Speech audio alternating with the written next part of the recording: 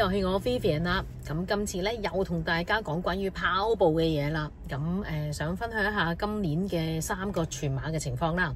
咁我好開心啦，今年順利完成咗3個全馬啦。咁由於我年頭咧嗰陣時受傷啊，咁所以我第一個全馬拉松咧名古屋咧都係做得非常之麻麻地。但係我好開心，因為我順利完成啊，喺一個咁嚴重腳傷嘅情況之下，4個鐘頭50分鐘咁完成咧，我覺得我已經好收貨噶啦。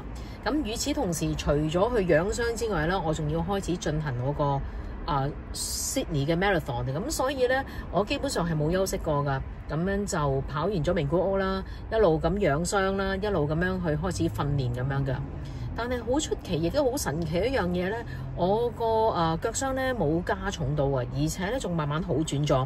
到去跑Sydney 嗰陣時候咧，其實都已經好到8899噶啦，我嗰個腳踭嗰個情況。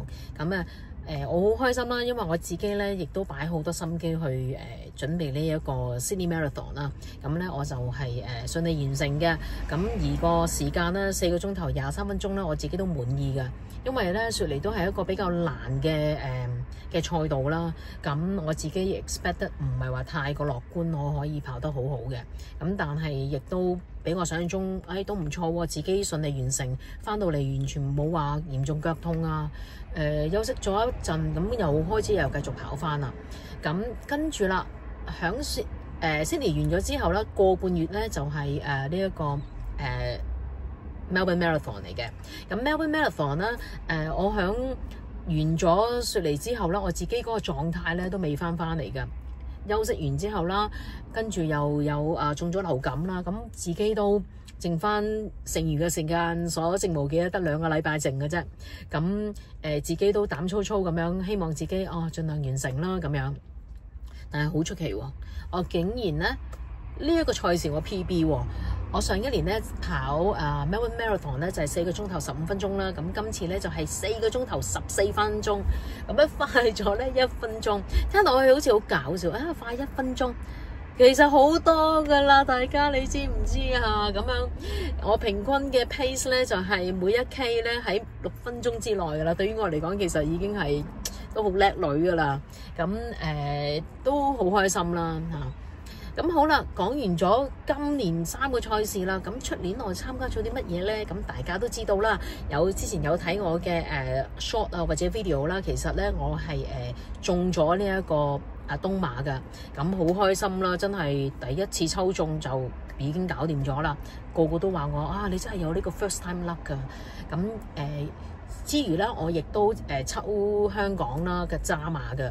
咁我而家即係雖然香港渣馬即係我都入咗啦，但係咧我應該好大機會就唔會參加香港嘅渣馬，因為咧我好想做好呢一個東馬。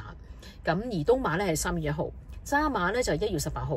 咁我覺得大家嘅距離咧實在太近啦。如果我兩個都參加嘅話咧，我覺得好似兩邊都唔討好咁樣啊。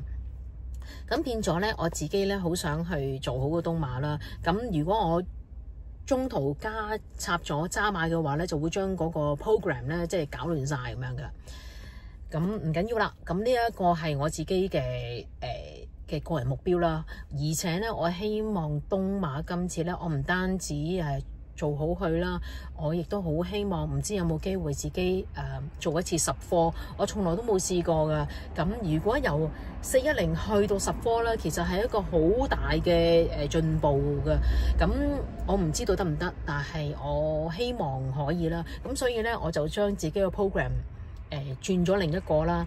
咁同埋咧，我希望我自己能夠更加好嘅準備啦，吸取過往嘅經驗啦。咁亦都希望自己能夠做好佢嘅。咁 OK 啦。咁即係出年嘅上半年我會有東馬啦。咁下半年點咧？其實我都猶豫咗一排噶啦，可唔可以繼續再參加翻墨爾本？但係咧 Melbourne 咧，我已經參加咗3年噶啦。咁我有少少覺得3年 Melbourne 嘅全馬都有少少悶啊！我想試下另一啲。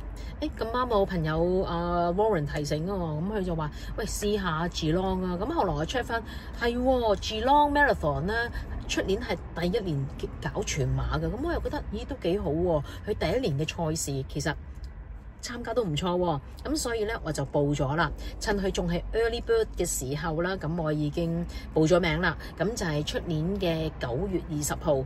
咁我亦都希望啦，即係響東馬完咗之後咧，有成6個月嘅時間咧，再去跑呢個 Geelong 啦。我相信個準備啊、休息啊都會好足夠咁樣噶啦。咁暫時嚟講咧，就係參加咗呢2個全馬啦。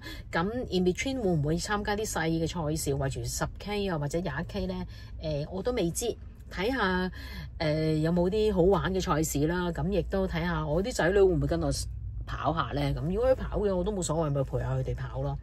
咁好啦，咁我分享咁多先啦。咁亦都希望有更加多 update 嘅嘢咧，就同大家分享啦。仲有一樣嘢我好想多謝大家啦。我今年呢個 channel 咧突破咗1000人之餘咧，而家咧一路咁樣多人噶啦。我亦都好開心啦，有好多人都會問我關於跑步嘅嘢啦，即係多咗啦，唔係話好多啦。咁我好多謝佢哋留言啦，或者 DM 我啦，就問關於我跑步嘅一啲少少嘅分享咁樣啦。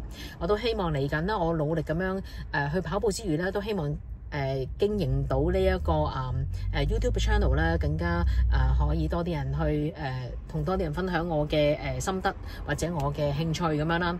除咗跑步之外咧，都會講下飲酒啊、食下嘢啊，亦都會分享關於我一啲工作嘅小趣聞咁樣嘅。好啦，分享到呢一度，多謝大家收睇，下次再見，拜拜。